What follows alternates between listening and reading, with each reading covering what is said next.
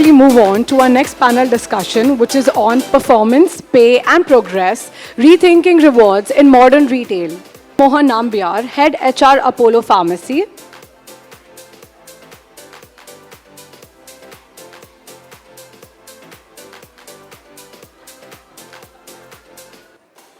Priya Thakur Singh, Director HR, Pepe Jeans India Limited. Shilpa Pandita, Head HR, Forever New Apparels Private Limited.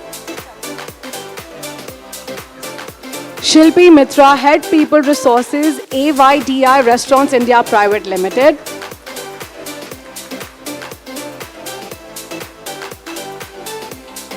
I request everyone in the audience to kindly settle down, please. Smitha Satyanarayan, Talent and Culture Head, Marks & Spencer Reliance India Private Limited. Vikas Jain, Head Performance and Rewards Reliance Retail Limited. And our moderator for the session, Mr. Adhir Mane, CHRO, Corporate Raymond Ltd.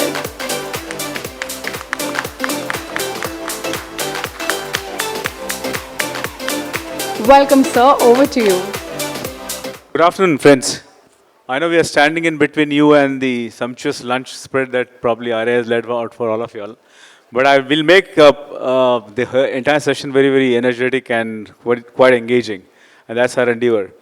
So I have a very illustrious panel, all heads of HR from different retail organizations. We are here to actually look at a very topical and a very seminal topic, so to speak, because we are looking at pay, performance, and how to actually reimagine aspects of compensation, etc. So that's the kind of initial topic that we've chosen. My own thoughts really are basically a couple of things that come to my mind before actually kicking with the entire panel here is, of course, the fact that the way things are changing from a digitization standpoint, the kind of the aspirations of employees are changing. How do you actually marry, how do you actually match compensation systems, processes? Is there a newness to the compensation processes, systems that we are doing, that we are actually utilizing today? So a whole host of initiatives, whole host of aspects we will kind of check in with this panel. And also with the resetting of variety of things that are happening in the performance process, etc. What does it entail for my frontliners? What does it entail for my employees at large? So without much ado, I think I'll just dive deep into the panel. And I think I'll just want the panel to share what do they mean by high performance in a sentence probably. And then probably I'll go to Haneesh as the first one. So because we want to start from your side, what do you actually mean or what do you think high performance means and how does it kind of play out? So good afternoon, everyone. First of all, thank you, RAI, for having me here as part of the panel. High performance, as per me, is about delivering what really matters. It's not just about clicking numbers or achieving numbers. I'll just give you a quick analogy here. Since I'm a marathon runner, I related much with the marathon running, right? It's about this, it's not just about the sprint. It's about the journey that you make while running, the impact that you have mile after mile. So, and in running, if you see, the performance is not just about the pace. It's about consistency, endurance, and I can really relate it with retail industry. Yeah. Yeah, so good afternoon, everybody. And we really hope that you'll stay engaged. I know it's lunchtime, like Adhir mentioned. So for us, when I speak of high performance culture, I think it is about understanding how can we create organizations that are simple, efficient, fast, and enable our people to be their best. So finding their way, being themselves, and making sure we're delivering on the results by them being their best. Shilpi, over to you. Yeah. So good afternoon, everyone, and wonderful to see the wonderful audience. So for us, I would say the high performance in a very dynamic retail landscape.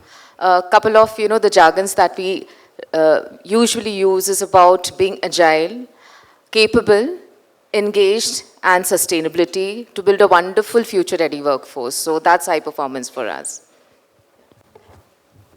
Good afternoon, everyone. High performance today in retail, I feel that it's more of an omni-channel, capability-led construct, something that transcends till and really appreciates and rewards the customer value. It is something that can be now evaluated by the behavioral KPI that captures advisory selling, digital enablement, and repeat customer contribution, as well as making the new relationships.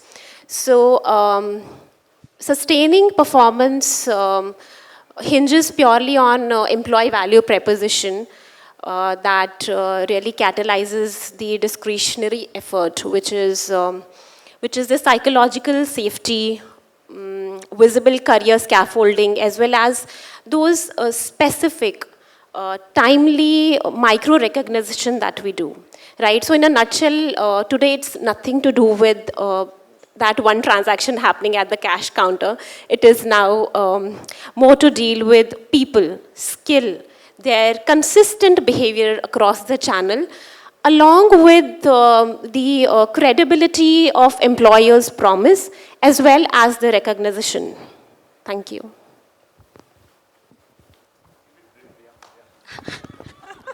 I'll stick to the brief of one sentence. Yes. For me, high performance is, everybody rightly mentioned, is I would consider revenue is as equally important as anything else. So revenue is revenue. It would be digital adaptability, great product or service, and building a happy space for themselves and for customers. Excellent. So that's my definition for high performance. Haneesh, So good afternoon. I represent Apollo Pharmacies Limited. I don't know how many of you know about the Apollo Pharmacy. Probably have seen stores. So we are the largest pharma retail chain in India. We have 7,000 stores, 55,000 employees, and we are basically a brick and mortar retail stores. As you all know, like pharma or healthcare is basically a personalized business. So for us, performance basically means customer loyalty. The number of customers we have adding into our network is our basis for performance. Thank you. So Haneesh, just keep it with you. So I think I'll dive deep with you itself. So I think from a theme perspective, we're talking about performance, pay, progress, rethinking rewards. So according to you, what do you think, how do you see performance or the definition of performance changing in modern retail? So we are a legacy company. We started way back in 1983, and as I said before, we are a brick and mortar store. We have 1 million prescriptions serviced daily. And that's how we were working till 5 years back when COVID struck. And then we suddenly came out with an app which is 24/7. And primarily, suddenly, next day, our employees are found downloading of app, ensuring that people do circles, subscriptions, and all that stuff. So primarily, there has been a sudden shift from what they were supposed to do as a core activity, just basically to bring sales, to more about ensuring that we download the app and we ensure that circles are put in, and primarily to see that there is a repeat customers also coming into our stores. So this has been a sudden shift. Which basically was very, very challenging for us in terms of upskilling them during that process. Digital, and the metrics also changed suddenly. So we were more counting our performance through sales and all the stuff. And then the metrics changed to phygital, which was basically about ensuring that TAT is followed. And suddenly, recently, we have also started our quick service commerce, where we are supposed to kind of deliver the medicine within 19 minutes. So all this stuff has put so much of pressure on our staff doing it, and then primarily that's where upskilling has come into our rescue to see that people are able to deliver.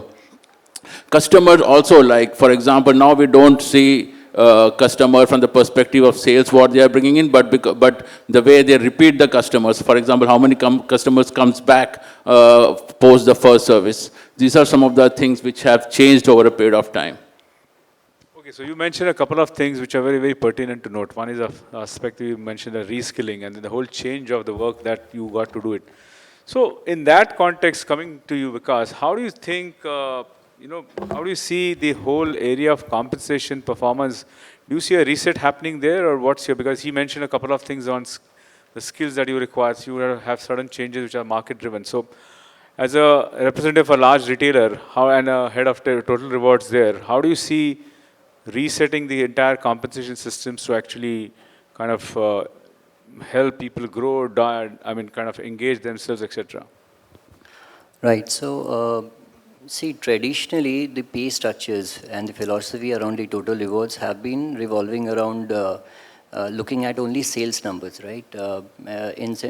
People have been so used to getting only salaries, right? Monthly salary, they're used to it, right? That has, only talking about the retail industry, we have seen a journey from people getting paid only monthly salary to getting incentivized for the performances, right? Now we see that people are getting incentivized for various matrices around not only sales but customer experience, on other parameters related to customer as CSAT and all, right? There has been a shift in terms of the way pay structures have got defined. I'll talk about 2-3 aspects here. The compensation philosophy so far has been with an approach of one size fitting all solution, right? Where the compensation philosophy or the structures were defined taking all the roles in mind together, right? It was for all the roles that we see in retail organizations, right? Now there is a shift that we are clearly seeing, right? Shift in terms of looking at the multi-dimensional contribution that people are making, right? And appropriately incentivizing and bringing out with flexible baskets of offering for people who are demonstrating different kind of behaviors, right? Second would be we all talked about the performance, how the dimension of performance altogether has changed, right?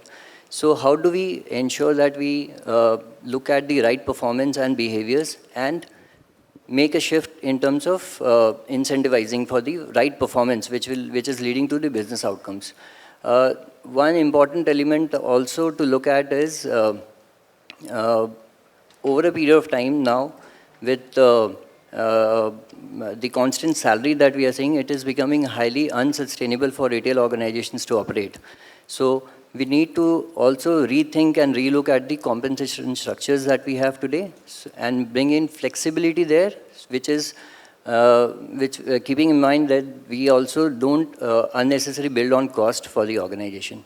So I would say not a clear fundamental reset is required, but we need to keep on rethinking and going to the board back and again and see where there is a scope for a change. So not a full shift. I would say it is the traditional way of pay structures is relevant. To add to it, for the right skills that people bring onto the table, we may have to incentivize them more. Yeah. So you are mentioning that there may not be a fundamental shift or a fundamental reset, but you are saying, and what I hear you saying is the fact that there could be incremental changes depending on the business needs that we ought to bring into our play. Yeah, thanks. So coming to Priya, I think one of the questions which is begging the industry is, of course, fair play and how do you reward across the whole organization, and also the important part that you reward the high performers. But then there's a question also which, whilst we are resetting the entire landscape of compensation, how do you actually then engage the rest of the people who have not necessarily made those kind of targets, and not target, but typically the performances, and then how do you actually engage them, the others? So what's your take on that? So Adhir, I'm a strong believer of total rewards approach. So when you talk about total rewards approach, as they say, the fundamentals don't change, the execution can be modernized. So the base pay should be as per the market so that they know, beat anywhere, back end or front end. If they know that the base pay is as per market standard, which they would know because they would have ex-colleague, friends working in the similar industry. So the base pay is something which should be as per market standards. However, when you talk about incentives, we can have layered incentives. So you can have one base incentive plan which can be basis, like in retail, you would have sales number, you would have VM, you would have inventory management, you would have IT adaptability. All of this could be the basis for the base incentive. But we can have quarterly booster incentives, which can be dependent on what's the need of the hour for the organization, to get the Google reviews, ratings, etc., etc. That can be pushed on quarterly basis. It's a season time. If you need to push more business, you can push through those boosters. So you can have layered incentive plans. Front end, back end, both, because front end will be incapable of doing business if the back end is not strong. Thirdly, is giving them a right, possibly a clear view of how their career path would look like. So somebody is joining you at the last man standing at the gate. If he's joining you now, and if he has the potential to be a CEO, there should be a track which can be defined as fast-paced, medium-paced, or slow-paced, which is not wrong again. So there has to be a clarity and transparency, both for incentive and both for career pathing. Next would be learning. It is very important to make people believe that we are investing in them. How do we make them believe that we are investing in them? We make them believe by giving them learning opportunities. For people in the back end, we have many and more opportunities because we sit out of fancy offices. We have classroom trainings, etc., etc. We have leadership talks. We have motivational conversation. But people on ground, when we have about 1,500 to 2,000 people on ground, how do you approach them? So giving them right tools. And more than giving them right tools, educating them how these tools can help them grow in the career. So that is something very important. The last pillar for total rewards is work-life balance. I think I would want to believe that none of us have got that right, work-life balance. I would say it in a different way. Give them a blended way of life, right? How they can fit their personal and professional life beautifully together. So, give them avenues where if it's a lean time, how they can take a 2-hour off and somebody else can cover for them, like in front end. Likewise, in flexibility when you're working in back end, coming early, going late, taking some time off in the midday, etc. So blended life, I think all of us are currently living that post-COVID, right? So that is something which is very important. Lastly is engagement. Engagement, the definition of engagement has certainly changed over a period of time. It's no more singing, dancing, eating chai samosa. The engagement has now moved in terms of how you can enable wellness in all categories of wellness, financial, mental, physical, all of that. How can we propagate wellness in terms of giving them webinars, giving them education at the front ender who's earning like a basic minimum wages, saying that how can he plan his own financial literacy, build his own financial literacy and plan his financial, Excel sheet, saying that how I can save and how I can make sure that there is a recurring money coming in when I retire. So I look at pay for performance holistically. I don't look at pay for performance only saying that, acha season time hai, 100 rupees badha do, season time nahi hai, 200 rupees ghata do. So it's not like that. It's a constant work. It's a constant work both in front end and back end. So total rewards framework, I stick to that, and I've stuck to that for a good 2 decades now. Execution has changed every single time in different organizations and industries I've worked. But if you stay true to the fundamentals, I think we don't go wrong with that. So that's my take on pay for performance for retail. So thanks, Priya. I think you focus mainly on the total rewards aspect, which is beyond compensation. But a similar question that I wanted to raise with you as well. So in your organization or generically across the organizations you worked thus far, what have you been practicing beyond compensation to motivate, engage people? So the question goes to you, Smitha. I think I'll start. We've got a lot of Gen Zs sitting in this room trying to understand what is it that we're talking about being non-Gen Zs over here. But I think retail begins with a bit of, we continue to be traditional in our approach. We want to be pegged at a point where we want to give you entry into our world. But after that, how you grow, after that, how is it that you continue to increase your skill set? There are various avenues through which we can really enable that reward that can be commensurate with the way you grow. So progress will go hand in hand in terms of how you're going to make your entry. You come into the organization, there are career paths that enable your progress. And how is it that you want to create that squiggly or a linear career for yourself is something that's going to enable you to accordingly build structures. So we've seen various kinds of things that have happened in the industry in terms of skill allowances, innovative incentive programs, things like that, which will enable us to really build reward structures that can reward people who really come into the business. Have you experienced some of these structures in your organization? If you can just mention a few use cases, etc. Sure. For us, for example, people join as a CSA. We have a plus role, which is very nuanced to Marks and Spencer. Like we have a fire health and safety officer in our store. So that's a plus. They continue to be a frontline associate, but they have an additional skills, so their rewards are also accordingly like that.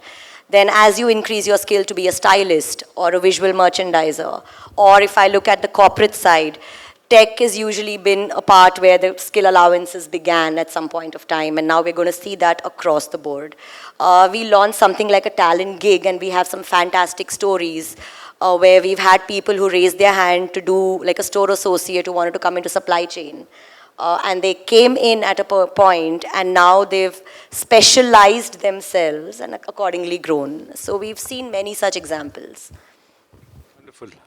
So I think we are kind of looking at some of the aspects of total rewards coming into play across the organization. So Shilpi, coming to you, give me some use cases in your organization which you think you have played beyond compensation, but you have actually designed a career progression or a career path. And what have been the responses to that? And in the sense that, because there's only so much you can do from a compensation perspective, how have you utilized systems beyond that as well? Whilst Shilpa did mention a few things, but give me a use case around this, particularly in current or previous organizations, where the audience will actually be able to learn from our experiences. Absolutely. So I represent a casual dining restaurant format. It is an Italian sourdough pizza restaurant chain across the country. Its brand name is Seen on Us, and I'm sure in Mumbai, many of you have visited it. We serve a wonderful Italian sourdough pizza to our customers. We hire servers at a class 12th level, and from there, we have developed and defined a wonderful career progression pathway, where from class 12th, within a span of 18 months, you can run a restaurant as a restaurant manager. I can guarantee none of the hotel management institutes will allow a management trainee to run a restaurant, be a P&L owner within a 12 months or an 18-month span. So that is one of the use case, and it is a mandate for Synonas that our 100% of the population will be skill grown internally, right, from a server level to a restaurant manager level. And we have got a lot of use cases. We have 31 restaurants currently pan-India within a span of 3 years of an existence of a company, and are almost 70 to 80% of the people who are managing all our 31 restaurants as a restaurant managers are internally grown. And this has really, really helped in matching their expectation. Yes, we can't do much on the compensations because, as we all know, that 12th is the minimum wages that we offer. That what we commit to every entrance to Synonas is that we build your career, right?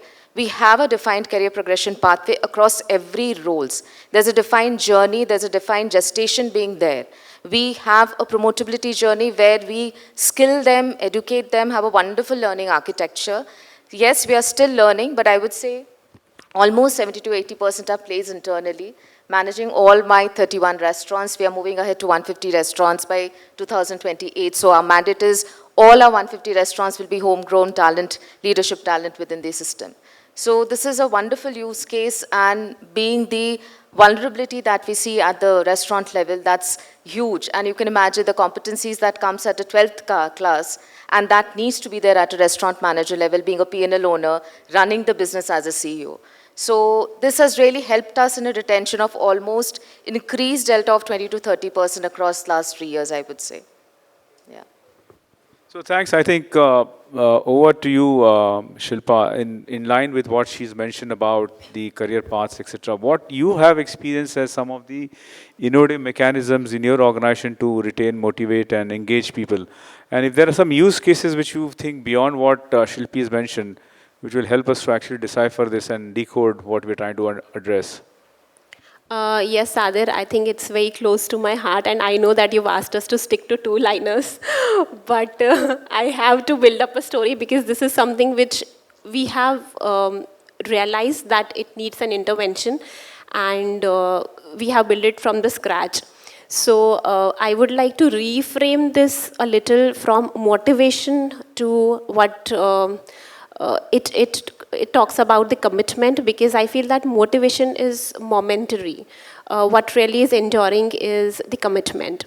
So what we all, like in the competition, we say that we have to pay the competitive salaries.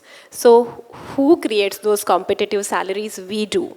Like we have most of our competition sitting here, and we all have been sitting through this discussion wherein I'll stick to majorly retail stores, that the frontliner gets an X amount of a salary. Either we lose this person to the competition, or else we offer 2X to this, or maybe would like to retain this person. But 6 months, 12 months down the line, we are right back at the spot discussing all of this again about the compensatory thing. So which means that yes, compensation is fundamental, but it is not the only glue that sticks together the talent. It's a perpetual arm race wherein we are just draining the resources, but not building loyalty. Now, most of the people here will resonate to what I'm going to paint next is our we do this every year, the performance appraisals, right? So 15% of them in the left-hand side, those who have to build up, they are struggling, right? 15% of them, they know that they are the stars of the organization. Right there in the middle are the 70% people, those who are silently doing and just doing their job and meeting the expectation, right? And that is what always spikes up in our exit interviews, wherein they cite reasons that they're leaving for the better opportunity. However, we know that we somewhere fail to give them that visible career path and how they feel invested within the structure. So that is where we, as an organization, felt that we really have to do something around that.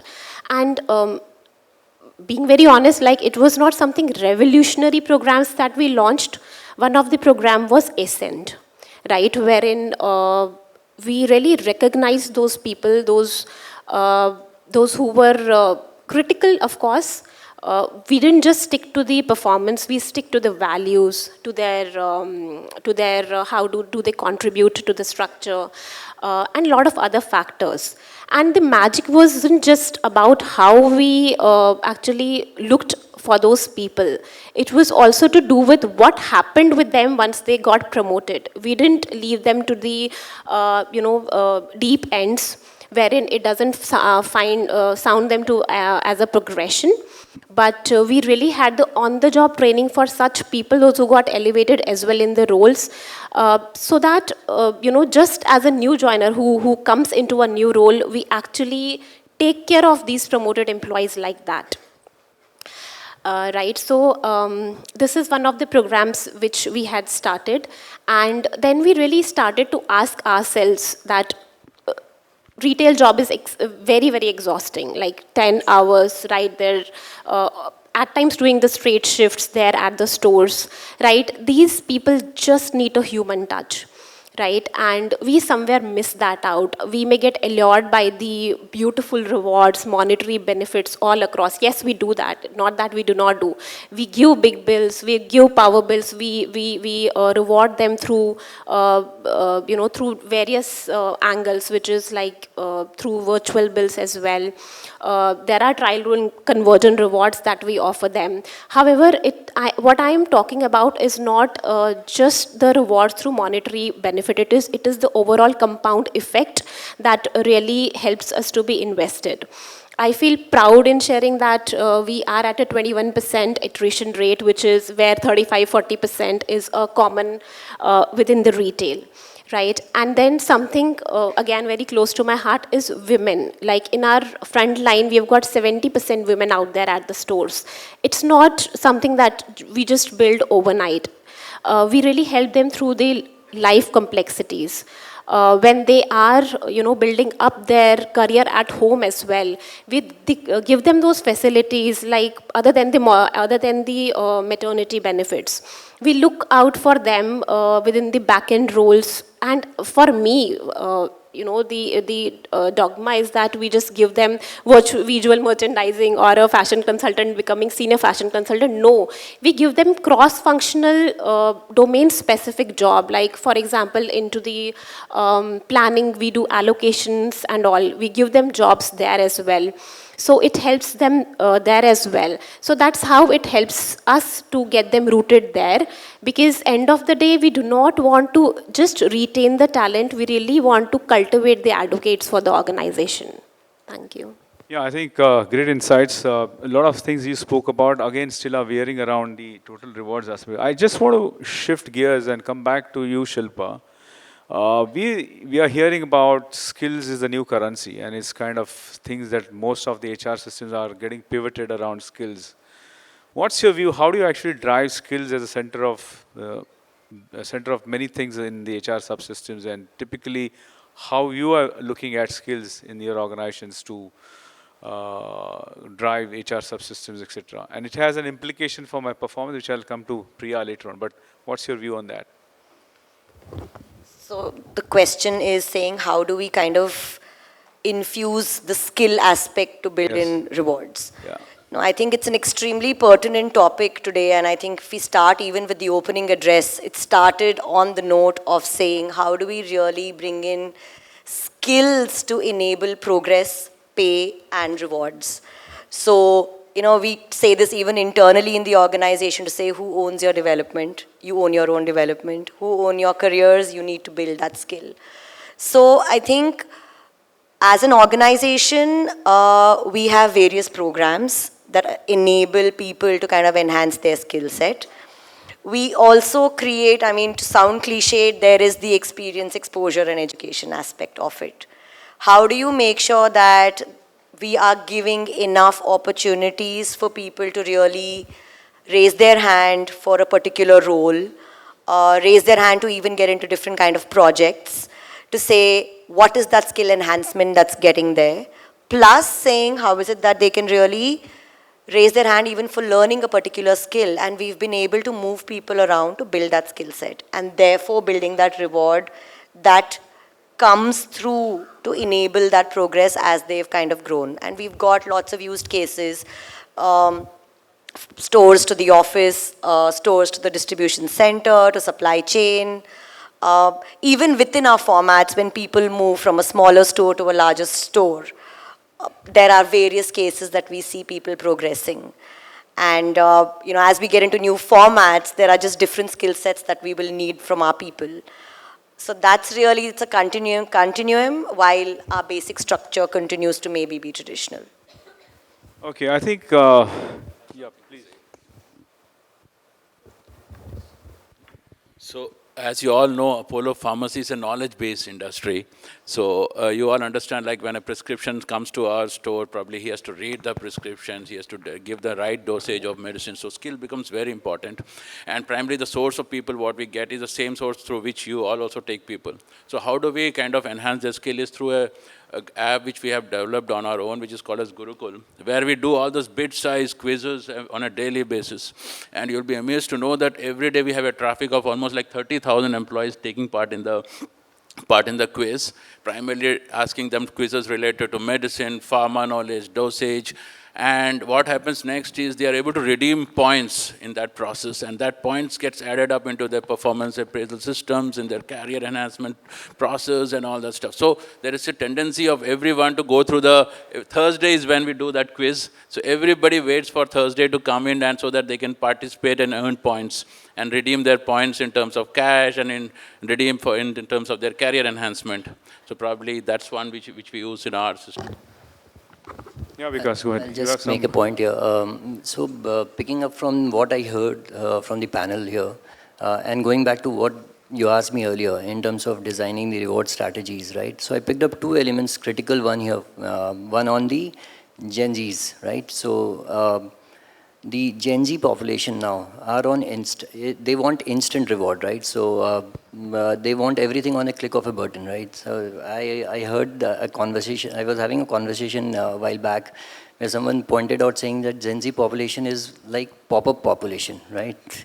They want everything on the mobile instant, right? So when we are devising our reward strategy, I think one thing critical now, which will hold very much important for every organization is that keeping this thing in mind, that how instantly are you recognizing efforts of people. So keeping that one thing in mind. Second, on the skill part, which Smitha, I'm sorry. You called us Shilpa twice. I also missed out. She's Smitha. Sorry. So Smitha pointed out on the skill part. So on every skill that you bring to the table, how are you rewarding that upskilling thing is something which will play a major role in while devising reward strategy. Yeah. Yeah, please go ahead.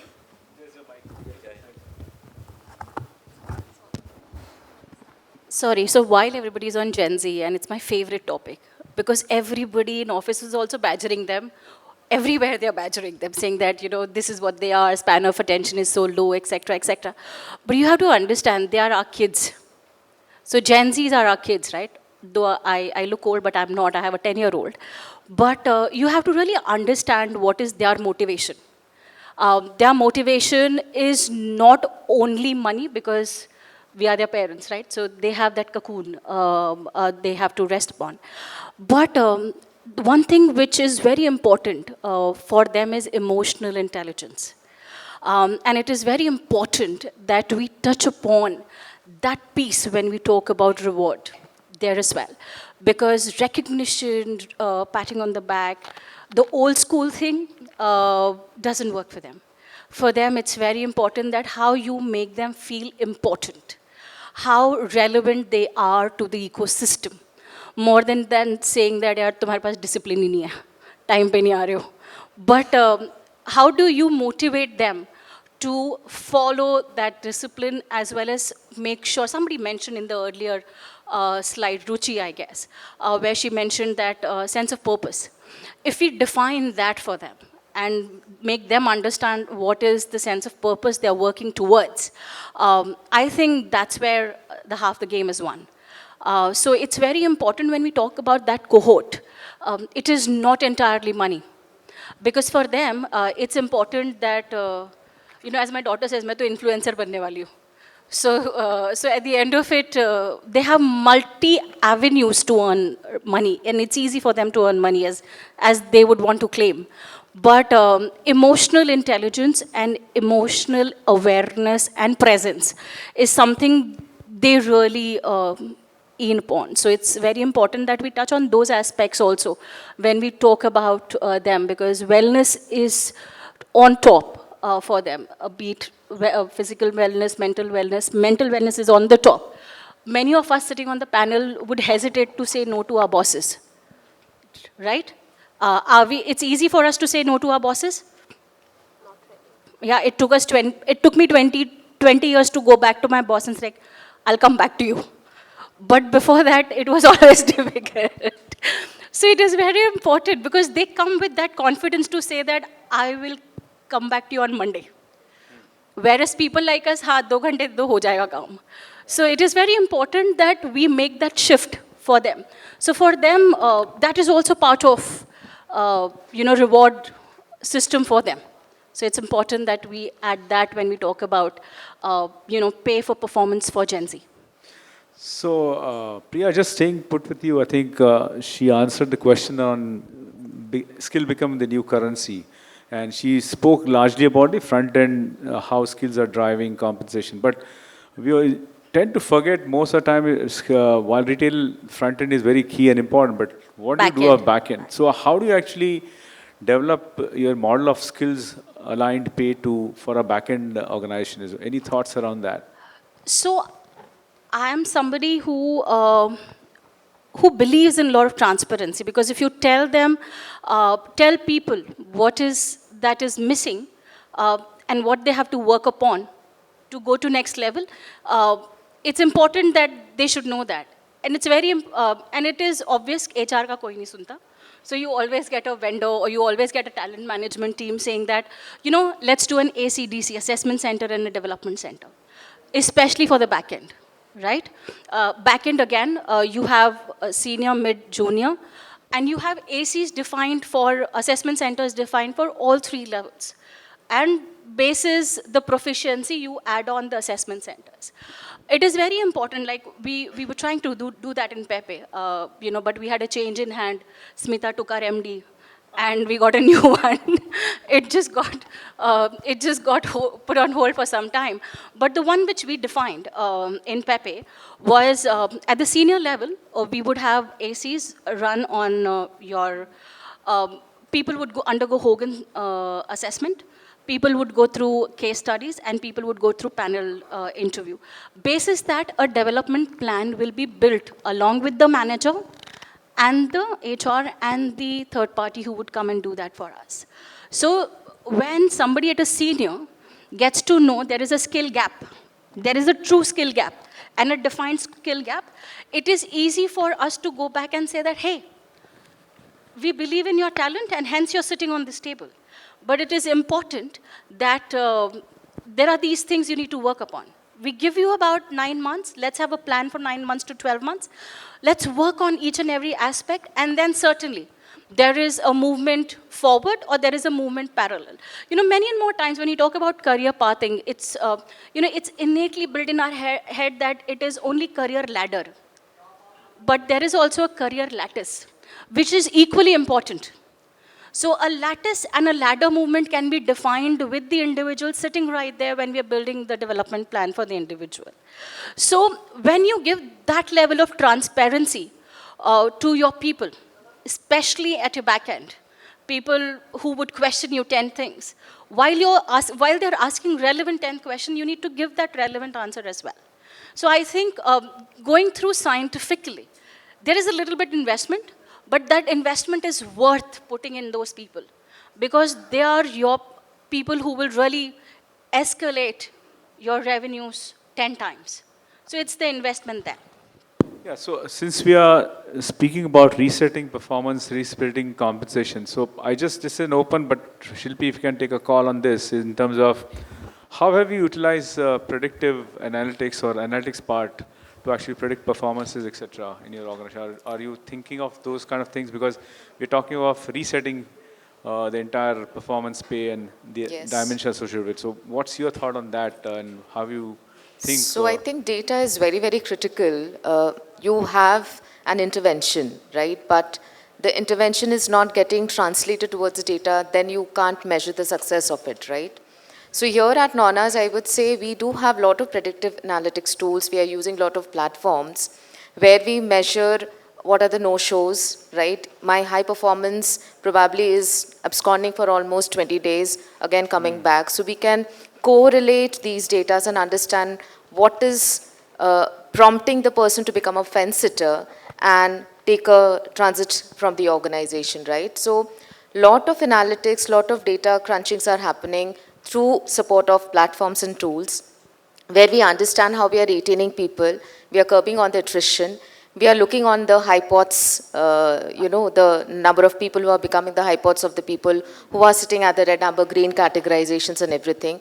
And that is helping us at the end deliver the customer intimacy model that we are driving at the organization, right? So which is translating towards the experience of the customers and I would say finally driving the sales. So yeah, it is very, very critical that any intervention that is being implemented within the organization needs to have a data format or a output in terms of a data that can be measured, whether it is being driven well and whether the output is coming and the success metrics are there or not. And this is very, very critical, I would say. Okay, thanks. I think with this, we have about 5 minutes left. Guys, you think we should open the floor for the audience now? Or, yeah, I think we are ready to take up questions that you have on this very topical discussion that we're having. So anyone has a question, raise and probably question the panel or myself as well included.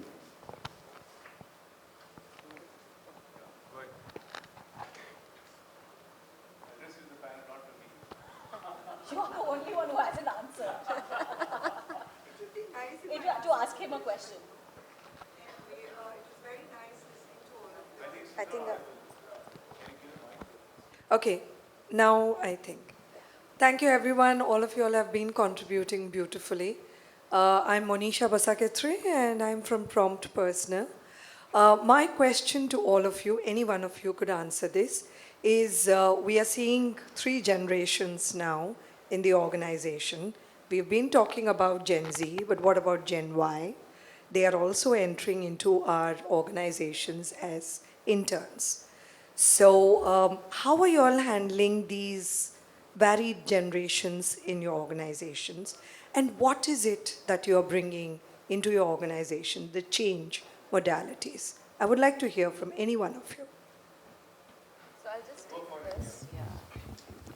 So very recently, we had almost 60 intakes from the management schools, right? Who will be my future restaurant managers managing the business.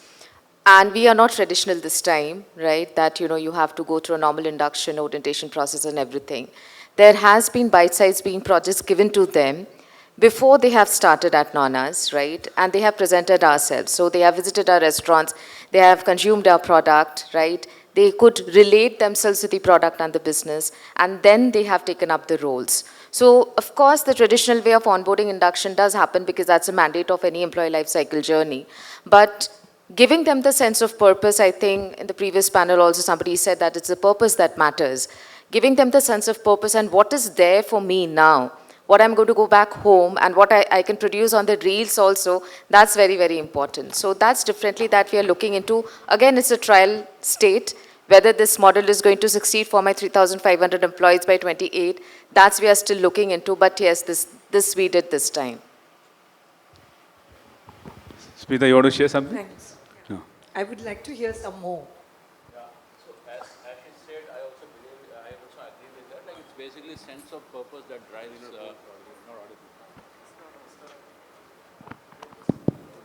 So I agree with her. It's basically the sense of purpose that drives those kind of workforces.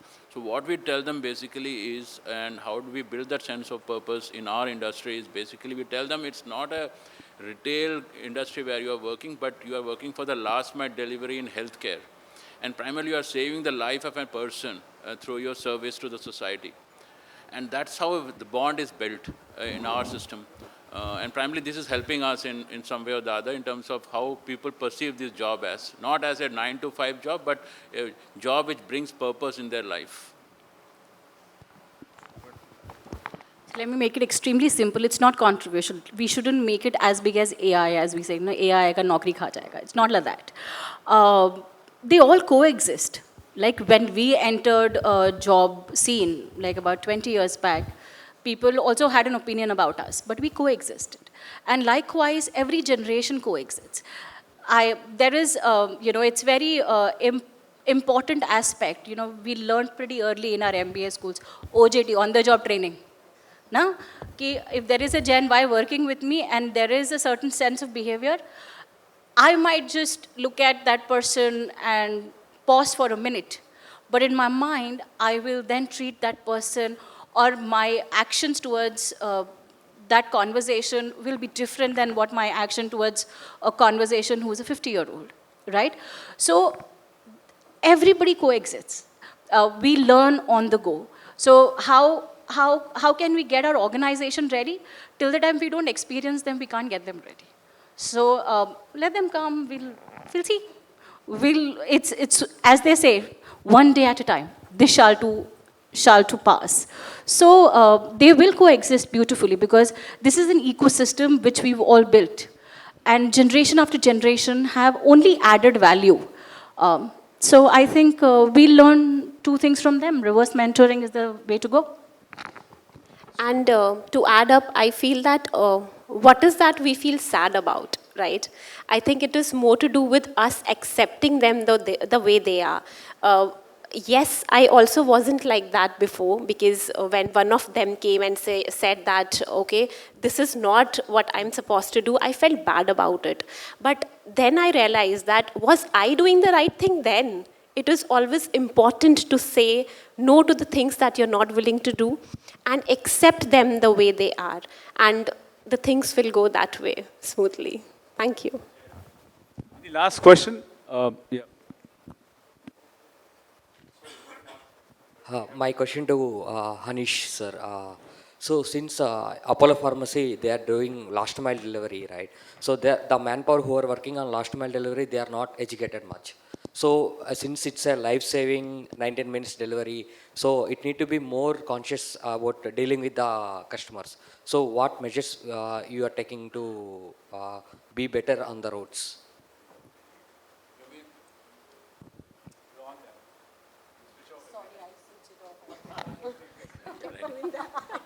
So I mean, with respect to customers, when they go to the customer place, right? Yeah, sometimes there will be rainy, sometimes there will be too hot. Might be they will be feeling uncomfortable going very speed. See, as I said, I think I can connect from what I replied to her. It's basically the sense of purpose that makes everybody to drive and reach, because there are so many instances during COVID time when every world was like in the houses, we delivered medicines at home. Primarily, that's the sense of purpose what makes them, they kind of go and deliver. Sometimes probably a senior citizen might call up and ask for a medicines. So the rider is duty bound to kind of give that medicines on time to the person. So similarly, there are so many instances where primarily the sense of purpose what drives these people to see that medicine reaches to them on time. So what if there will be a reward bonus? Yeah. We have time up, so I think just one question. Yeah, there is a reward bonus associated with when he reaches and delivers it on time. Probably there's an incentive which is associated with it. Okay. Yeah. So thanks. I think just to sum up the whole discussion, three things that come to my mind as very, very key. One is, of course, the purpose that we are all hearing as a common theme. And even in resetting, this is going to be an important dimension to look at purpose. The other thing which is coming quite frequently in different forms and shape is, of course, the total rewards approach that we need to probably introspect and kind of re-energize and reset from that perspective. The other dimension, the third one, which probably we spent some time around, was the skills aspect, and skills becoming a new currency. How to actually make this as a fundamental dimension to drive the HR subsystems, including compensation. So with that, I think we come to the close, and I think thanks a lot to the August panel and excellent suggestions and excellent sharing from you all. Thank you.